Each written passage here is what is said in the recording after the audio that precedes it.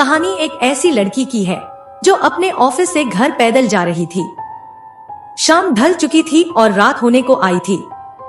रास्ते सुनसान पड़ चुके थे जब उसे कहीं से एक आवाज आई, दीदी।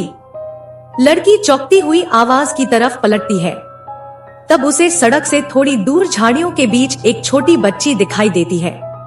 बच्ची कोई 5 या 6 साल की होगी, पर रात के सुनसान अंधेरे में अकेले खड़ी वो बच्ची बिना किसी हिचक के उसे पास बुला रही थी।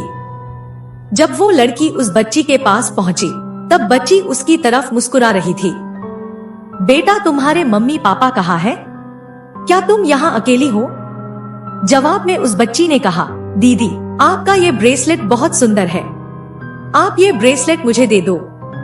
तब लड़की ने अचरज के साथ उस लड़की से आंखें फिराकर अपनी कलाई पर बंधी उस ब्रेसलेट को देखा जिसको वो बच्ची मांग रही थी।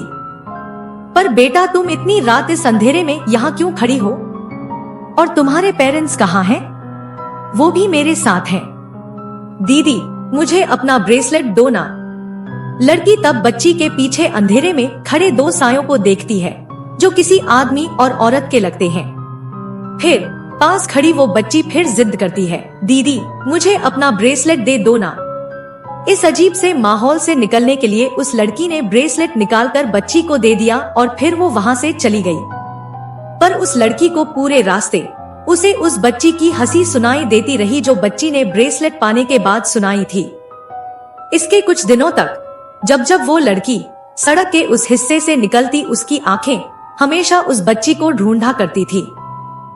पर जब वो बच्ची उसे दोबारा नहीं दिखी तो वो लड़की चैन की सांस के साथ उस जगह से दोबारा जाने लगी।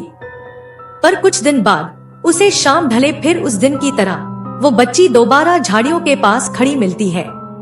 पर इस बार उसके साथ उसके पापा भी खड़े होते हैं। किसी बेजान पत्थर की मूर्ति बने उस बच्ची के पापा वहाँ बस बच्ची का हाथ पकड़े खड़े थे और उनके बगल में वो बच्ची फिर मुस्कुराते हुए उससे उसका स्कार्फ मांग रही थी।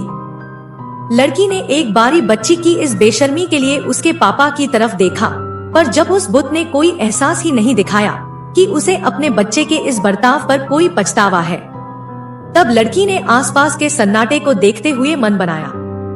बेशर्मी की इंतहा थी, पर झुंझलाते हुए लड़की ने बच्ची को स्कार्फ उतार कर दे दिया।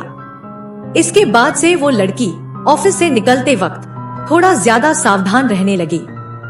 वो उस बच्ची से दोबारा नहीं मिलना चाहती थी, पर उसके रास्ते में एक रात वही बच्ची दोबारा खड़ी थी, इस बार अपनी माँ के साथ। दीदी, दीदी, आपकी अंगूठी बहुत सुंदर है, आप मुझे ये दे दो। इस बार उस लड़की को बहुत गुस्सा आया, क्योंकि एक दिन पहले ही उसकी एंगेजमेंट हुई थी और ये उसकी सगाई की अंगूठी थी। ये मेरी सगाई की अंगूठी है, मैं तुम्हें ये नहीं दे सकती। और इसके बाद वो आगे बढ़ जाती है, पर फिर कोई पीछे से उसका हाथ पकड़ लेता है। उस लड़की की माँ, जो उसके पापा की तरह ही खामोश मूर्ति बनकर खड़ी थी, अब उस लड़की का हाथ पकड़कर उसे रोक रही थी। तब वो बच्ची मुस्कुराते हुए उसके पास आती है और कहती है, दीदी, अगर आप अंगूठी नहीं दे सकती तो आप अपना मंगेतर ही दे दीजिए। उस लड़की के लिए ये उस बच्ची के आखिरी शब्द थे, क्योंकि उसके बाद जब उस लड़की की आंख अस्पताल में खुलती है, तब डॉक्टर उसे बताता है कि वो एक कब्रिस्तान के बगल में बेहोशी की हालत में मिली थी और कोई भले मानुस ने उसे अस्पताल पहुंचा दिया।